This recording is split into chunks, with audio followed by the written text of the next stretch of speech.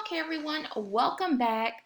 Thank you all for being so kind, so patient as we took our 5 minute break to kind of step away, grab a drink of water, and come back and dive back in until data tells a story. So make it good, right? Numbers don't lie, as we ended off saying. So, with that being said, data is your best friend. Regardless of what the numbers are, you can always work towards improvement, but you can't improve what you don't acknowledge and what you don't focus on changing. So let's continue. Data collection. So, for the purpose of today, we've identified some data collection pieces of information that you all should be using to continuously improve macro enterprises. And one of the first data collection pieces you want to identify are key performance indicators, right? We know that you want to improve overall clientele satisfaction and lower the rate of defect products, but you have to improve your or create a standard of key performance indicators. You also want to create modules through a learning management system. And the reason why I'm saying creation of modules through a learning management system when you're partnering with the local community college for your training university, this is so important because on the back end, through with the technology platforms such as this, you're able to track engagement, right? You're able to see how long are employees staying in manufacturing courses? Are they engaged? How many days is it taking them to complete the training? What is their feedback in regard to the training? What modules do they seem to be completing rapidly? What are some areas that they seem to be a little bit more hesitant in regard to completing? And then you also want to have a comprehensive examination for each training. Data is so super important, and having an exam is very telling. It's like when you're in school and you have test day, right? The test shows how much information you've mastered. And my teacher would always say, she's like, if all of my students are not performing well, that means we need to reevaluate our training. Or if all of my students are excelling, that means I taught very well. And then also, when there are areas of strength, such as all of the employees are understanding how to calibrate bolt drivers, right? That may be something, it's like they've mastered that concept, but again, we need to focus on specific clientele specifications, right? If that's an area of weakness. So examinations are an important tool, and they should be proctored through a digital platform. Something that we've used in the past is DigiExam or ProctorU, where the exams are proctored, but also you're able to score those results, and HR would keep those on hand to be able to evaluate for future learning and development purposes. And then you also want to reevaluate performance data. So all of the things, again, we have a strategic approach. Everything goes hand in hand. So you want to reevaluate what your job performance rating evaluation would look like, and incorporate some of the things that you're looking at from trainings, right? So when I say some of the things you're looking at from trainings, a part of the job evaluation is, can said employee calibrate a screw in a carburetor? Do they know the specs or requirements for each clientele, right? And that is something they should be evaluated on in their job evaluation, right? So making things go hand in hand, right? And then also taking feedback through post-training surveys is so important. This allows you to better prepare for upcoming or subsequent trainings. So let's talk training, right? And one of the amazing tools that we've used to examine trainings is the Kirkpatrick method.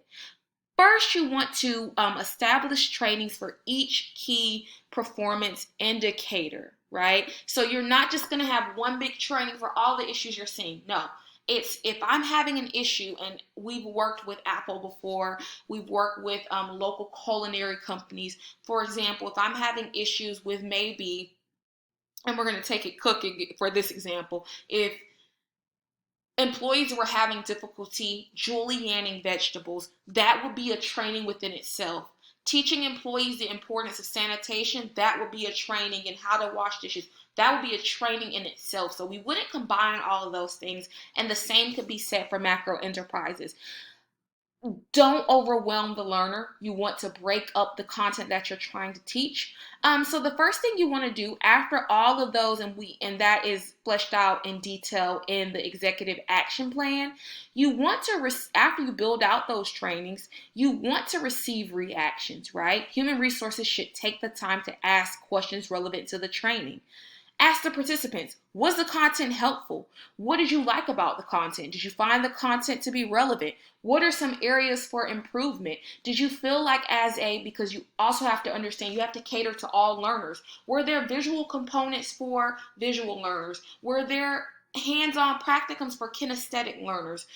Were there some type of pitch to learners that learn through listening, right? They're auditory learners. So those are the types of questions that you want to ask. Second, learning. Now that the learning and the material has been presented, you want to give a test. And you want to give a test or exam to see how people performed. You want to review those scores, right? So maybe the metric is we want a 80% or higher passage rate for our company. What you want to do is take that data and then you want to study it to say, well, how can we turn this into a 100% passing rate, right? How do we up the ante a little bit? So the scores tell the story, and it also shows you. So another example I'll use is when I was working with a political advocacy firm. They were working on disinformation trainings for their organization. And I told them, I said, hey, before we can even teach them how to do social media monitoring, there's a knowledge gap. We need to start with them being able to identify pieces of mis and disinformation, right? That's media literacy. So when you're giving your exams, you sometimes have to take a step back and say, hey, we may need to start from ground zero, and that's where training comes in, and slowly scale up or up the ante, so to speak. So test results, they're very telling, so use them to your advantage. Also, phase 3, behaviors. After you've taught, behaviors should improve, right? There should be an understanding of the observation checklist. It should just start to come natural to your employees, right? And the behavior should reflect the key performance indicators, and also you should be able to have better job evaluation criteria. Also, I always like to encourage having a 15-day post-examination examinator. It's like a refresher, right? So they went through the trainings, they've been certified, but this is just a way to keep people fresh and up to date with the content that they're learning, right? And then you also, at this point, want to use a clientele satisfaction survey. What is the rate of defect products that you're receiving, right? What is the rate of products that are accurate? They're exactly what you're looking for. So this is a way for you to test if the training is improving A, bottom line, improving profits, but C, improving overall clientele satisfaction. And last but not least, phase 4, it's results time. So you've put in the hard work. So at this point, you should be experiencing, reaping the fruits of your labor. So at this point, you should see improved business results. Of course, an increased bottom line, an increased customer satisfaction, improved efficiency, and improved quality of work. So last but not least, other ways to incorporate training into your standard operating procedures. I love to say this. I like to believe employees need to be empowered, right? Empower them to feel good about the work that they're doing, knowing they can accomplish it on their own. Give them roots and wings, right? Root them, but also allow them to have the freedom to be able to learn and grow. And I think your organization would benefit from an employee toolkit reference guide. And with that being said, just quick reference guides, some walkthroughs of what they need to do, what's the next steps, and we detail that out in more depth in our executive action plan. So please review that. It's on page 9. Employees matter. Show them that you believe in them. They can and they will. Show them that you believe in them, right? You have to believe in the work that you all do. This is amazing work. Your organization is an amazing organization. So you have to believe that your employees can and that they will. Tell them your why, right? MacroEnterprises is putting the fun and the you're literally powering the fun in the marine and boating industry. That's your story. Be passionate. People can't buy fruit that's not being sold. So if it's a top-down process. If management is not excited about the work that you're doing and you're not excited and encouraging them to undertake challenging work, they're not going to buy into it. You have to believe in what you're doing, and everyone else will believe in what you're doing. And then also, last but not least, I love to say this: si se puede. That means yes, we can. You have to have a yes, we can mindset when approaching implementation. It can be challenging, it will be difficult, but the rewards are so beneficial and so sweet. So that is all that I have. I'm going to open up the floor for discussion. And again, thank you for tuning in. And now let's go ahead and dive into our small group sessions. So I will see you in our next setting. Thank you. Take care.